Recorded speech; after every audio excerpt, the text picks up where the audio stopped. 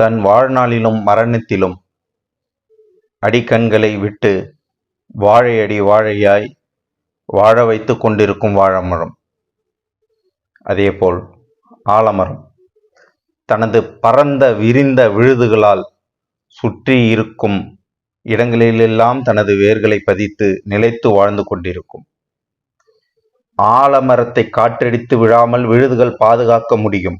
அடிமரம் பட்டு போனால் விழுதுகள் என்ன செய்ய முடியும்? 1000 விழுதுகள் இருக்கட்டுமே, ஒரு மூலமரம் தழைக்க ஆகுமா? நாம் இன்று ஜெயகாந்தன் அவர்களின் சிறுகதைகளில் ஆலமரம் என்ற சிறுகதையினை கேட்க இருக்கிறோம்.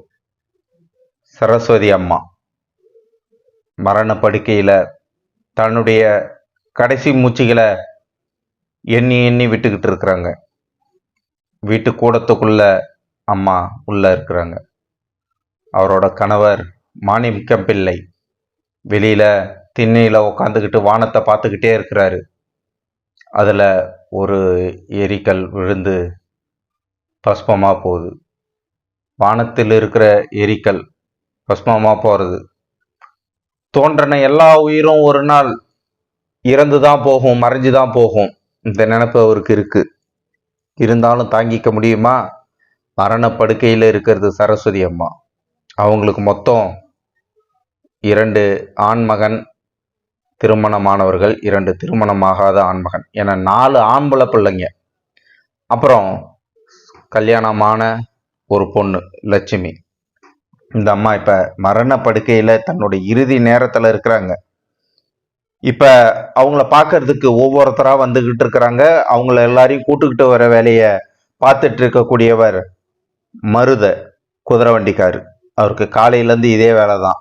அவங்க ஊர் ரயில்வே ஸ்டேஷன்ல இருந்து வீட்டுக்கு வரவங்களெல்லாம் நின்று கூட்டுட்டு வரணும். ஏன்னா உயிர் போறதுக்குள்ள கடைசியா ஒரு தடவை பார்த்துருவோம், கடைசியா ஒரு சொட்டு பால் தண்ணியாவது வாயில ஊத்திடுவோம்.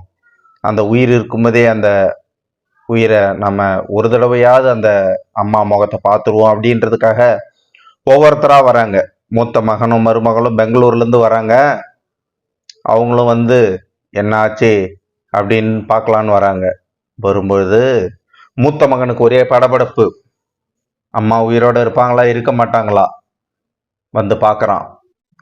வாசல்ல கூட்டம் இல்லை, விளக்கு எரியல, ஊதுவத்தி வாசம் வரல.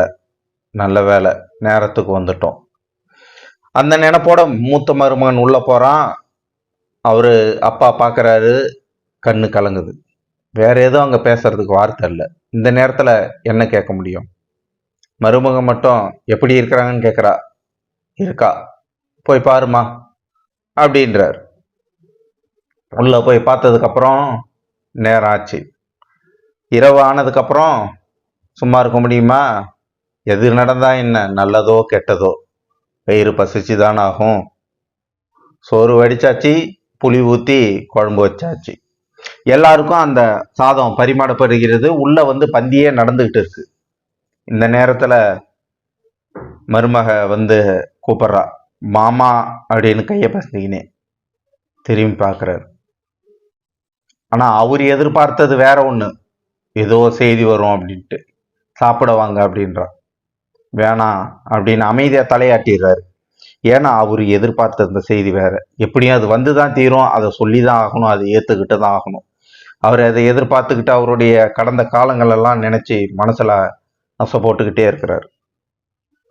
சாப்பாடு நடக்குது. வந்த கலப்புல அவங்கவுங்க தூங்கிடுறாங்க. மகன்கள் 2 பேரும் அவங்க ஆலமர விழுதுகளா அடுத்தடுத்து தனக்கான வாரிசுகளை உருவாக்கி, மனைவி அவங்களுக்கான குடும்பம் உருவாயிடுச்சு, அவங்களுக்கான தொழில் உருவாயிடுச்சு. 2 இளைய பசங்க, ஆம்பளை பசங்க, அவனுக்கு கல்யாணம் பண்ணல. அடுத்த வருஷம் எப்படியும் கல்யாணம் பண்ணிடலாம் அப்படின்னு இருந்தா. மகளுக்கு சில பாத்திரங்கள்லாம் வாங்கி வச்சிருந்தா, அதையும் கொடுத்துடலாம் சரி அப்படின்னு வச்சிருந்தா. அதுக்குள்ள நாம என்ன செத்தா போயிடுவோம் அப்படின்னு அந்த அம்மாவுக்கு ஒரு நினைப்பு. நாம எல்லாரும் வாழ்க்கையில இப்படிதான் நாம நினைச்சுக்கிட்டே இருக்கிறோம். நாம இப்படின்னா உடனே இறந்துருவா போறோம். இத ஜெயகாந்தன் அவர்கள் ஒரு வரிகள் சொல்றாரு. பாவம் மனிதர்கள் சாகுமறை அதற்குள் செத்துவிட மாட்டோம் என்று நம்பி சாவு விரித்த வலையில் நடந்து கொண்டே பிறகு என்றோ ஒரு நாள் மரணம் என்னும் மாய நிழலாட்டத்தின் கீழே சிக்கி மறைந்து விடுகிறார்கள். அது போல அந்த அம்மா அதுக்குள்ள செத்துருவோமா அப்படின்ற ஒரு எண்ணத்துல இருந்துட்டு இருக்கிறாங்க. நாம கூட அப்படி ஒரு எண்ணத்துல தான் இன்னைக்கு வாழ்ந்துகிட்டே இருக்கிறோம் இல்லையா? அந்த அம்மா நினைப்போட படுத்துக்கிட்டு இருக்கிறாங்க. அந்த அம்மா கடிகாரத்தை பார்க்குறாங்க.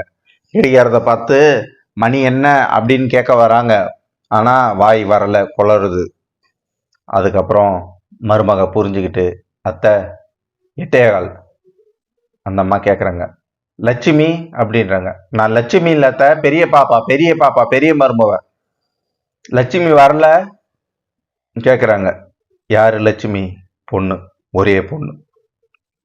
இந்நேரம் லட்சுமி வரா அப்படின்னா கடுதாசி வந்திருக்கும். முன்னாடியே கடுதாசி வந்திருந்ததுன்னா அந்த அம்மா, ஐயோ என் பொண்ணு வரப்போறாளே, மருமக வரப்போறாளே, என் பொண்ணுக்கு தேங்காய் சாதம் பிடிக்குமே, மருமகனுக்கு முறுக்கு பிடிக்குமே, முறுக்கு மாவு அரைக்கணுமே, இடிக்கணுமே, என் பொண்ணு நாளைக்கு வந்துருவா, நாளைக்கு வந்துருவா, தோ இன்னும் 1 மணி நேரத்துல வந்துருவா அப்படின்னு சொல்லிக்கிட்டே இருப்பாங்க. வந்ததுக்கு அப்புறம் பொண்ணுக்கு பிடிச்சதெல்லாம் இந்த அம்மா சமைச்சு கொடுத்துக்கிட்டே இருப்பாங்க.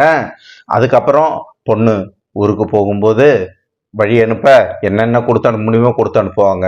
இந்த தடவை சில்வர்ல காபி ஃபில்டர் கேட்டிருந்தா வாங்கி வச்சிருந்தாங்க, கொடுக்க மறந்துட்டா. அதே நினைப்பு தான். சரி, நாம அடுத்த தடவை கொடுத்துருவோமே, அதுக்குள்ள செத்தா போயிட போறோம். அடுத்த தடவை வர்றதுக்குள்ள சாவு அந்த அம்மாவுக்கு வந்துடுச்சு. எப்படியோ அந்த நினைப்போட இவங்க படுத்துட்டு இருக்கிறாங்க. இப்போ இன்னும் 2 மணி நேரம், கடவுளே இவ்வளோ நேரம் நீ என் உயிரை வந்து கொடுத்து வச்சிருந்த இத்தனை வருஷமா, இன்னும் ஒரு 2 மணி நேரம் என் பொண்ணு வந்துருவா, பாவம் குழந்தை ஏமாந்துருவா, ஒரு தடவை உயிரோட என்ன அவ பார்த்துட்டா, நான் அவளை பார்த்துட்டா, நிம்மதியா நான் போய் சேர்ந்துருவேன் அப்படின்னு இந்த அம்மா நினைச்சுக்கிட்டு அப்படியே கடிகாரத்தை பார்த்துக்கிட்டே இருக்கிறாங்க. மணி நகர மாட்டுது. எப்படியும் 10:15 மணிக்கு டவுன்ல இருந்து வர பஸ் வந்துடும், வண்டி வந்துடும். அந்த வண்டியிலிருந்து எப்படியும் பொண்ணு வந்துருவா, 10:30 மணிக்குள்ள வீட்டுக்கு வந்துருவா. ஒரு 2 மணி நேரம் இந்த உயிரை பிடிச்சிக்க கூடாதா? இந்த 2 மணி நேரம் நல்லா இருந்தா என் பொண்ணுக்கு தேவையானதெல்லாம் நான் செஞ்சு வச்சிட மாட்டேனா? எத்தனை எண்ணம் அந்த உயிர் ஊசலாடக்கூடிய ஒரு நிலையிலையும் அந்த அம்மாவுக்கு. அப்படியே நேரம் ஆக ஆக ஒவ்வொருத்தரா படுக்க ஆரம்பிக்கிறாங்க. மாணிக்கம்பில்ல எதுவும் சாப்பிடாம கண்ணை கலங்கிக்கிட்ட வானத்தை பார்த்துக்கிட்டு அப்படியே அமைதியாக உட்காந்துட்டு இருக்கிறார். அந்த ஒரு செய்தி தான் எதிர்பார்த்துக்கிட்டு. மருமக மறுபடியும் வரா காப்பி கொண்டு. காப்பியை கொடுத்த உடனே குடிக்கிறாரு. அவ போட்ட காப்பி இப்படியா இருக்கும், குடிச்சா எப்படி இருக்கும் அப்படின்னு நினச்சிக்கிட்டு ஏதோ ஒரு நினப்புல அந்த காப்பியை மடக்கு மடக்குன்னு தண்ணி மாதிரி குடிச்சிடுறார். அந்த சூடு கூட அவருக்கு சரியா தெரியல, குடிச்சிடுறார். எல்லாரும் படுக்க போறாங்க. இப்போ ஒரு மருமக மட்டும் பக்கத்துல இருக்கிறா. அம்மாவனுடைய உடம்பு ஜில்லுட ஆரம்பிக்குது, கை காலெல்லாம் கொஞ்சம் கொஞ்சமா ஜில்லுட்டு போயிட்டே இருக்கு. மணி 10. இன்னும் கொஞ்ச நேரம் அந்த உயிர் இருந்துடக்கூடாதான்னு நினைச்சுக்கிட்டே இருக்கிறாங்க. அதுக்குள்ள கண்ணெல்லாம் சுழல ஆரம்பிக்குது. எல்லாரும் வராங்க, பால் ஊத்துறாங்க. பால் வாய்க்குள்ள போல காது வழியா தலைக்காணிக்கே வந்துடுது. ஆமா, சரஸ்வதி அம்மா இறந்துடுறாங்க. எல்லா ஏற்பாடுகளும் நடக்குது. தலைமாட்டில் வெத்தலை விளக்கு வச்சாச்சு, ஊதுபத்தி ஏற்றி வச்சாச்சு. எல்லாரும் ஆட ஆரம்பிச்சிட்டாங்க. வாசல்ல லட்சுமி வரா. ஒரே வாரத்தை அம்மான்னு கத்துறா. இவரு அப்பா லட்சுமின்னு கத்துறாரு. அந்த சூழ்நிலைய யாரும் அவ்வளோ எளிதா ஒரு விலக்கி சொல்லிட முடியாது. எல்லாம் நடக்குது. மறுநாள் எல்லா ஏற்பாடும் விடிய விடிய நடந்துக்கிட்டே இருக்கு. காலையில மூங்கில், கீற்று, பாடை, கொல்லிச்சட்டி எல்லா ஏற்பாடுகளும் ஆயிடுச்சு. ஒரு பெரிய ஆலமரம் விழுந்துடுச்சு, சாஞ்சிடுச்சு. இப்ப நல்லடக்கம் செஞ்சே ஆகணும். அதுக்கான ஏற்பாடு நடந்துகிட்டு இருக்கு. எல்லாரும் நல்லடக்கம் நடந்தது. 2 நாள் ஆச்சு. மகன்கள் எல்லாம் கொஞ்சம் மறந்த மாதிரி இருக்கிறாங்க. இளைய மகன் 2 பேரும் கொஞ்சம் வருத்தத்துல தான் இருக்காங்க. சோறு போட தாய் இல்லை. அவங்களுக்கும் 1 வருஷத்துலயோ 2 வருஷத்துலயோ அது மாறிடும். ஆனா மருமக மக எல்லாருக்குமே அந்த நினைப்பு மாறிடும். மகளுக்கு அவளோட குடும்பம், அவளோட வீடு. மாணிக்கம் பிள்ளை தனியாளா அங்க உட்கார்ந்துட்டு இருக்கிறார். வானத்தை பார்க்கிறார், பூமியை பார்க்கிறார். அவரோட நினைப்பு அந்த திருமண நாள்ல இருந்து இந்த மரண நாள் வரைக்கும் ஒவ்வொரு நினைவுகளையா அசை போட்டு கொண்டு பார்த்துக்கிட்டே இருக்காரு. இப்படிப்பட்ட ஒரு நிகழ்வு ஒவ்வொரு இல்லங்களிலும் ஒவ்வொரு நபருக்கும் நடந்திருக்கும். ஆனா இதை ஒரு இலக்கியமா, ஒரு எழுத்தா, ஒரு நயமா ஜெயகாந்தன் அவர்கள் எழுதி வச்சிருக்கிறாரு. உங்களால முடிஞ்சா இந்த கதையை கண் கலங்காம படிச்சு பாருங்க. நன்றி, வணக்கம்.